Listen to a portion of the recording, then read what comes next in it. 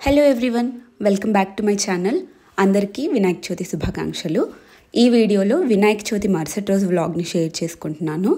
ఇంట్లో వినాయకుడిని పెట్టుకుంటాం కదా, ఎవ్రీ ఇయర్ అయితే సేమ్ డేనే కదిలించేస్తాం, కానీ ఈసారి 3 days పెట్టుకున్నాను. సో పొద్దున్నే పూజ కోసం ప్రసాదంలో పాయసం అండ్ గుగ్గుళ్ళు ప్రిపేర్ చేసేసా.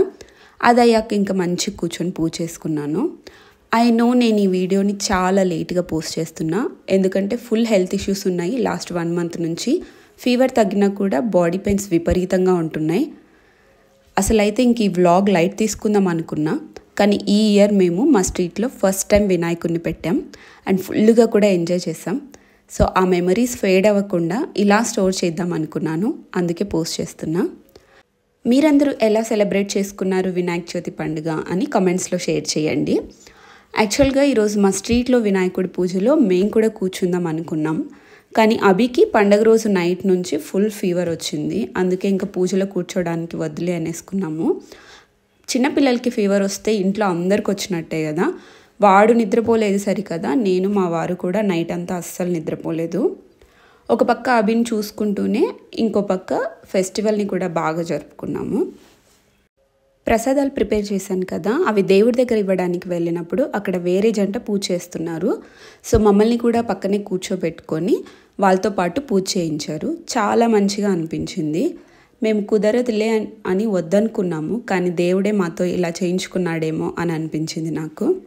ఇంకా ఆయనకి హారతి ఇచ్చేసి నైవేద్యాలు సమర్పించి మేమందరం కూడా హారతి తీసుకొని అందరికీ ఆరోగ్యాలు బాగుండాలి స్వామి అని కోరుకున్నాను. బికాస్ రైట్ నౌ ఏదైనా బ్యాడ్లీ నీడెడ్ ఉంది అంటే అది హెల్తే. అది అయ్యాక స్ట్రీట్లో ఉన్న ప్రతి ఒక్కరూ ఏదో ఒక ప్రసాదం వాళ్ళ ఇంట్లో ప్రిపేర్ చేసుకొని వచ్చి వినాయకుడి దగ్గర పెట్టారు. ఇంకా మేము ఇక్కడ కూర్చొని అందరికీ పేపర్ ప్లేట్స్లో అవి పెట్టిస్తున్నాం అనమాట. అంతలోపు అభి కూడా నిద్రలేశాడు.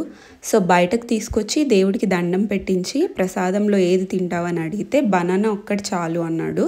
అది కూడా జస్ట్ 2 bites తిని మళ్ళీ నాకే ఇచ్చేశాడు.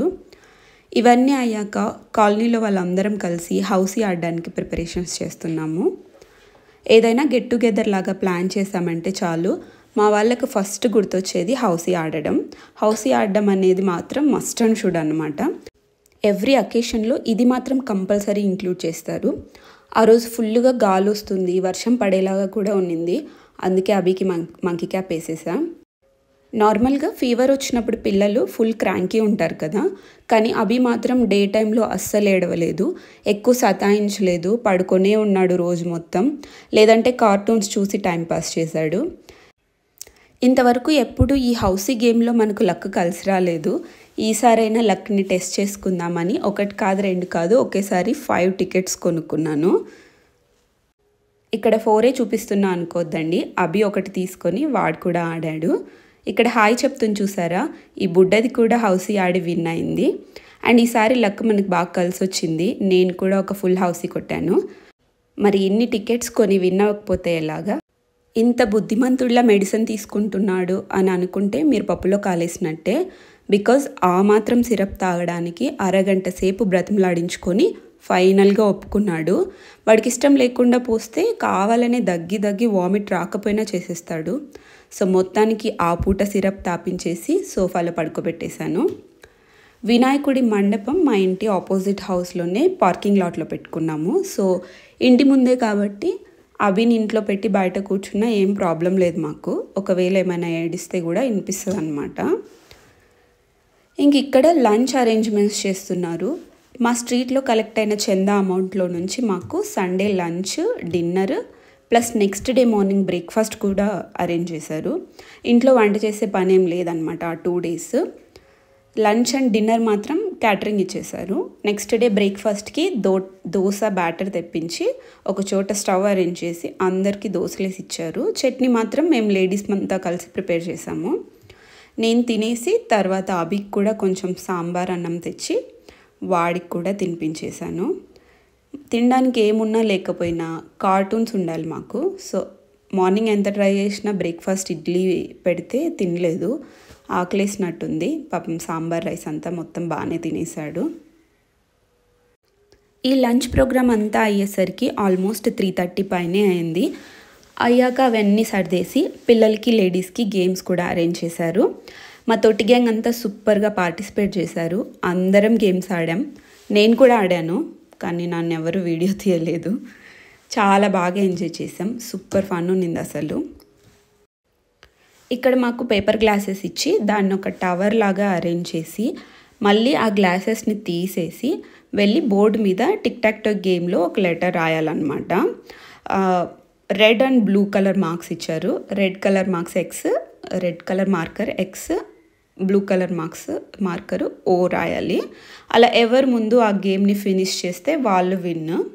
నేను ఆడినప్పుడు అయితే డ్రా అయింది. మనం విన్ అవ్వలేదు, లూజ్ అవ్వలేదు అనమాట. ఇది అయ్యాక మళ్ళీ ఇంకొక గేమ్ ఆడాము. అలా ఆ రోజు మొత్తం వినాయకుడి మండపం ముందరే ఉన్నాము.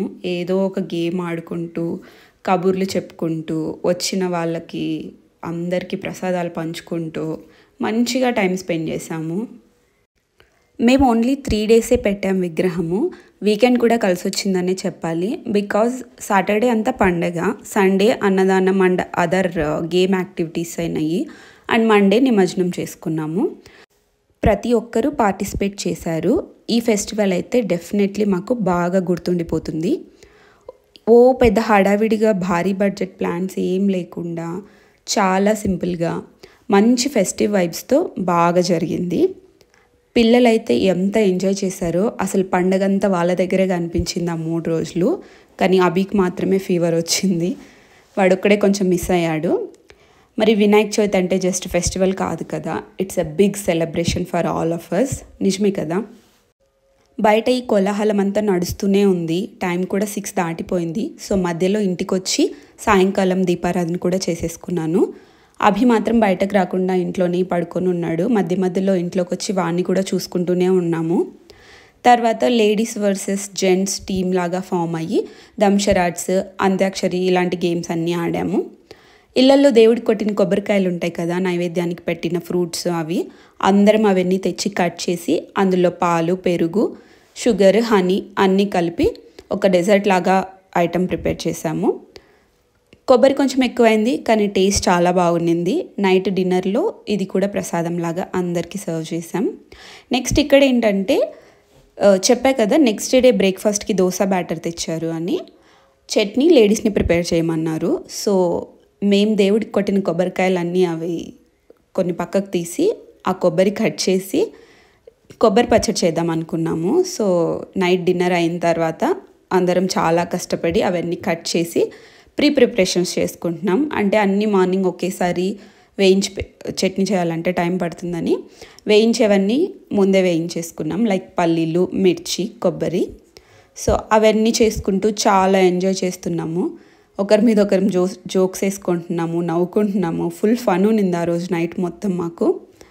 అదంతా ర్యాపప్ చేసి ఇంట్లోకి వెళ్ళడానికి నైట్ 11 దాటింది. ఇలా మార్నింగ్ నుంచి ఈవినింగ్ వరకు డే అంతా వినాయకుడి మండపం ముందర స్పెండ్ చేయడం నాకైతే ఇది ఫస్ట్ టైం. మేబీ బికాస్ మా ఇంటి ముందరే ఉండడం వల్లేమో మొత్తం డే అంతా ఇక్కడే స్పెండ్ చేశాను. మొత్తానికి అదండి ఈ వ్లాగ్. నచ్చితే ఒక లైక్ కొట్టి కామెంట్ రాసి సబ్స్క్రైబ్ చేసుకోవడం మాత్రం మర్చిపోవద్దు.